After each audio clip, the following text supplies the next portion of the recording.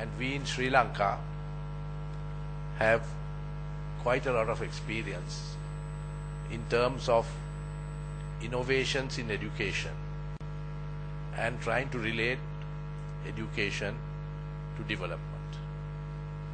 I want to begin with Millennium Development Goals. You know that heads of state met several years ago at the United Nations and identified 15 basic goals, which they call the Millennium Development Goals, which were to be achieved by 2015. That was the basis of what was called the Washington Consensus. While the developed countries would find funding for growth in developing countries, the developing countries or the leaders of developing countries pledged to make every effort to reach those goals, developmental goals, among which were education and health. I am happy to say that of all the countries that were involved in this MDG exercise, after all, we are now very close to 2015 and we can evaluate whether we have succeeded in reaching those goals or not. Sri Lanka figures as a very good performer, gets very high marks in that scorebook for achieving the MDGs. So we have something to offer. We have something to discuss when it comes to the contribution made by social welfare, by education, by health to the development paradigm. We must look at some of the theoretical arguments regarding what is called comparative advantage. That is, in the globalized economy, when we think of economic development or economic growth, we have to analyze of all the factors, the factor advantages that a country has, how do we position it in terms of comparative advantage? Different countries have different advantages. So in order to stimulate growth, we have to somehow identify those assets, those characteristics which give us comparative advantage as against rival economies or as against other competing economies. Now I want to refer, and I did also refer in my last lecture at the defense seminar a few days ago, to the work done in the World Bank by the research division of World Bank, where they are talking of what is called new structural economics. And what is the basis of that? The first is that today we are in a globalized economy. We can't think of only the national economy if we want to think of high growth, of making the country rich, acquiring wealth so that all the people in that country can benefit from that acquisition of wealth, which is reflected in technical terms as GDP growth. Now in Sri Lanka we have a very enviable record, because after the end of the war, a little over 5 years ago, we have had very attractive GDP growth between 7 to 8 percentage points of GDP growth, which compares very favorably not only with the earlier leaders of global growth, namely China and India, but also the traditional developed countries.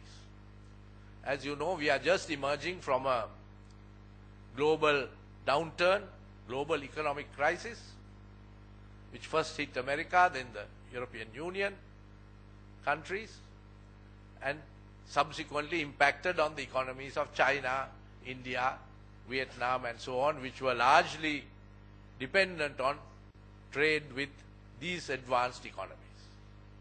Now, in that context, Sri Lanka has done extremely well, averaging 7.5 to 8% growth, and is now a member of the, I would say, consortium of countries which are now driving global growth.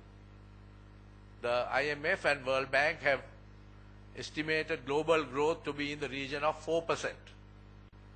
And here we are consistently reaching 7 to 8% growth, which is very high. Now, how do we maintain that? What is the basis of that?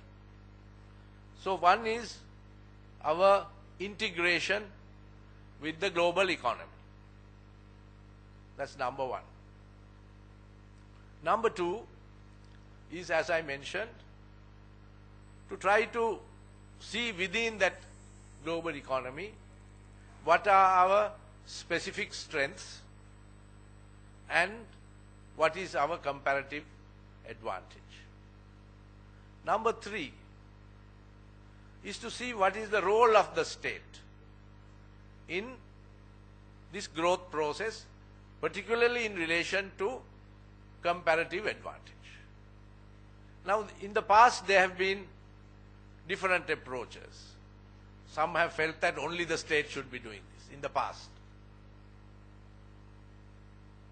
That was not much of a success, because you saw that very many state ventures were not profitable, it dragged down the economy, and then there was a shift to the open economies, which sometimes went to the other extreme. For example, even after the fall of the Soviet Union, Harvard University professors were prescribing how the Russian economy should be tailored. It came to such a, I would almost say, ridiculous situation, where free market economies were prescribed for the whole new Russian state, because by that time the Soviet Union had disintegrated. The blueprints were being made in Harvard University. So that is the other extreme. But today we are looking at the interface. What is the role of the state and what is the role of the private sector, and how can they jointly look into or assist in the growth process. So that is the third element. What is the mix between the state and the private sector? Now, in the fourth area, we are looking at some aspects of how the state can make a distinct contribution, together, of course, to help the private sector also come into the picture. And that is what is called the provision of infrastructure of two classes. One is what is called hard infrastructure, and the other is called soft infrastructure. I am just giving very broad definitions. Now, hard infrastructure is that you cannot really think of benefiting from the globalized economy unless you have roads, ports, airports, guaranteed energy, all those basic ingredients that will make your economy competitive. Now, if you take South Asia, in a way, I am sorry to say that only Sri Lanka can guarantee 24/7 power supply. All other countries in our region, there is power shedding, power faults. You can't get power all the time. We too went through that period some time ago when we had to tell the investors, you better bring your generators along. So that is not a very nice way of greeting an investor. But today Sri Lanka has achieved a situation where we are in a position to guarantee the continuous supply of power And we are hoping over a period of time to make power cheaper. Then we have invested very heavily on roads because connectivity is important, on ports and airports. So one aspect which is not the focus of this seminar, but very important, is the hard investment on infrastructure, and that is contributing to our growth, and that is now universally recognized as a very positive development in Sri Lanka in the post-war period. Because we lost possibilities of expanding our infrastructure for 30 years. When a country is engaged in a destructive war, which we won thanks to our president and to our distinguished army and other services represented here, where we were able to defeat terrorism comprehensively, we were able to invest in infrastructure and catch up on that 30-year lacuna. But that is not the subject of discussion today. We are now talking of soft infrastructure. The country must also engage in creating the soft infrastructure that is necessary for growth. And that is in this development paradigm of trying to focus on comparative advantage, which has many other things. Earlier I spoke of our global positioning, our geographical, geostrategic position and so on at the previous seminar. We need not go into that. So we are thinking of looking at our comparative advantage in a globalized economy where the state and the private sector works together. And now when we think of infrastructure, we are going now into the area of soft infrastructure, which means an educational system, a modern educational system that can help in the growth process. So that is where we have to look at the question of education. Now I think it is more than obvious to all of us, and certainly what we learn from professional education is that we must move towards a scientific culture. The modern world today and of the future will move towards, whereas some others have already moved towards it, we will have to move towards a scientific culture.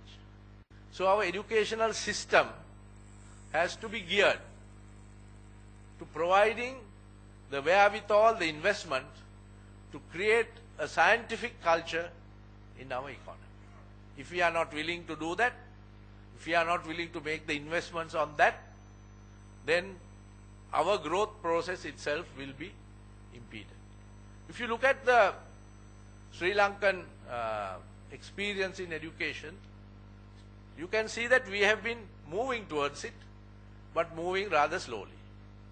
Now in the first phase, I must say Sri Lanka has a very enviable record, because from the 1930s, we have been emphasizing the role of education. Sri Lanka is one country which even before independence, in the State Council, what was called the State Council, high priority was placed on the providing of education, not only in the urban centers, which is the normal fashion in which education develops in most other countries, but education which spread out to even the rural areas. We generally call all that as the Kannangara reforms or free education reforms and so on. Sri Lanka underwent very progressive educational reforms, I think in the late 30s and early 40s, when what was called the free education system was set up. But actually there were three pillars to that education system, which we have now forgotten. One is education free of cost, where all Sri Lankans could hope to go, had the ability to go to a school, a state-funded school, or at that time private schools which got state assistance like